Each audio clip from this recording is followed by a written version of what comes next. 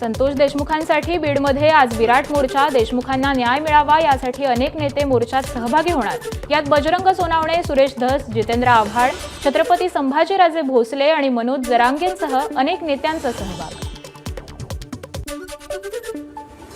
सरपंच संतोष देशमुख हत्या प्रकरण आरोपी विष्णू चाटेला 6 जानेवारीपर्यंत पोलीस कोठडी।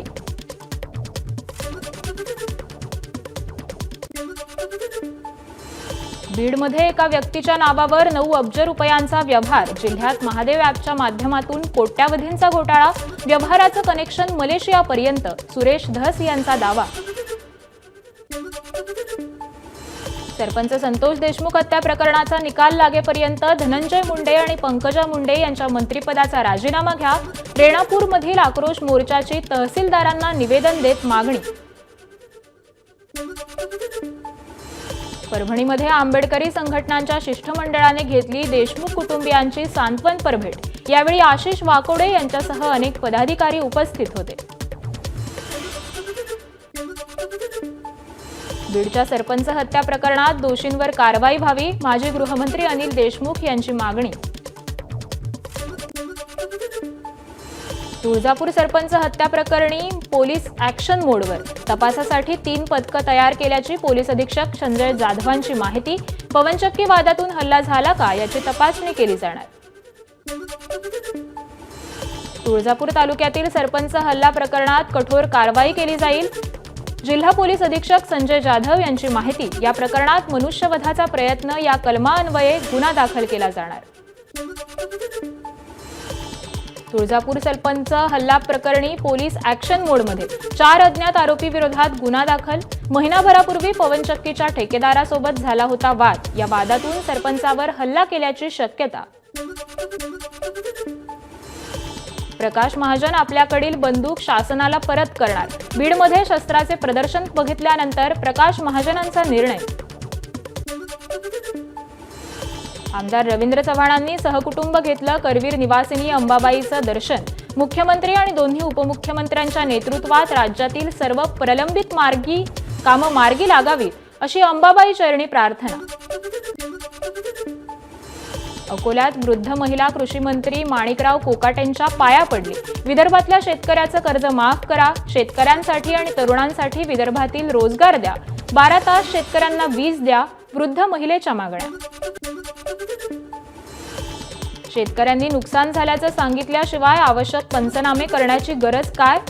कृषी मंत्री माणिकराव कोकाटेंचा वादग्रस्त सवाल। भंडाऱ्याच्या शासकीय नर्सिंग कॉलेजमधील प्रकरण। शरीर सुखाची मागणी करणाऱ्या प्राचार्याला न्यायालयीन कोठडी। परीक्षार्थींना परीक्षेत पास होण्यासाठी गुण वाढवून देण्याचा आमिष दाखवत प्राचार्यानं केली होती शरीर सुखाची मागणी। पारनेर नगरपंचायतीचे नगरसेवक युवराज पठारे आणि इतरांकडून गणपती देवस्थान समितीचे सदस्य सुनील चौधरींना बेदम मारहाण। गणपती देवस्थानच्या जमिनीवरील अतिक्रमण काढण्याची मागणी केल्याच्या रागातून मारहाण झाल्याची शक्यता। धुळे शहरातून ताब्यात घेतलेल्या 4 बांगलादेशींची पोलीस कोठडी सोमवारपर्यंत कायम। सोमवारी पुन्हा कोर्टात हजर करणार। पोलिसांकडून चौकशीचे आदेश। वाशिमच्या कारंजामध्ये परराज्यातील विक्रीसाठी आणलेली विदेशी दारू वाहनासह जप्त। 8,50,000 रुपये किमतीचा मुद्देमाल जप्त। राज्य उत्पादन शुल्क विभागाची कारवाई।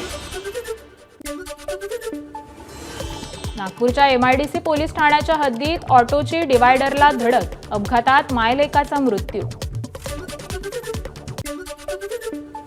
चंद्रपूरमध्ये अतिशय दुर्मिळ असलेल्या 2 चांदी अस्वलांचा अज्ञात वाहनाच्या धडकेत मृत्यू।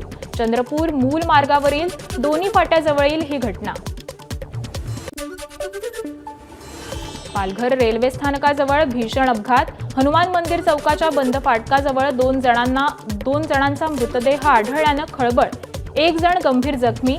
दोघांना ट्रेननं उडवल्याचा प्राथमिक अंदाज। अकोल्याच्या कोळंबी गावाजवळ 4 चाकी आणि दुचाकीमध्ये भीषण अपघात। एकाचा जागीच मृत्यू तर 1 जण गंभीर जखमी। जबलपूर ते इटारसी दरम्यान तरुणानं ट्रेन कोचच्या खाली चाकाजवळ बसून केला 250 किलोमीटरचा प्रवास. पैसे नसल्यानं जीवघेणा प्रवास केल्याची माहिती. तरुण रेल्वे पोलिसांच्या ताब्यात. चौकशीही सुरू.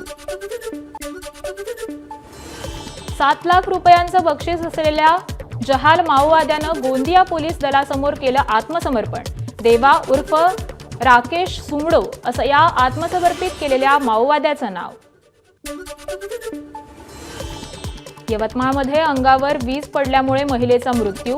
मोरगाव तालुक्यातील केगाव शेतावरील ही घटना. उत्तर महाराष्ट्र, मराठवाडा आणि विदर्भातील काही ठिकाणी पावसाची शक्यता. जळगाव, अहिल्यानगर, धुळे, नाशिकमध्ये विजांच्या कडकडाटासह पावसाचा अंदाज. अमरावतीमध्ये अवकाळी पावसाची जोरदार हजेरी. हरभरा, गहू, तूर, कापूस पिकाचं नुकसान होण्याची शक्यता.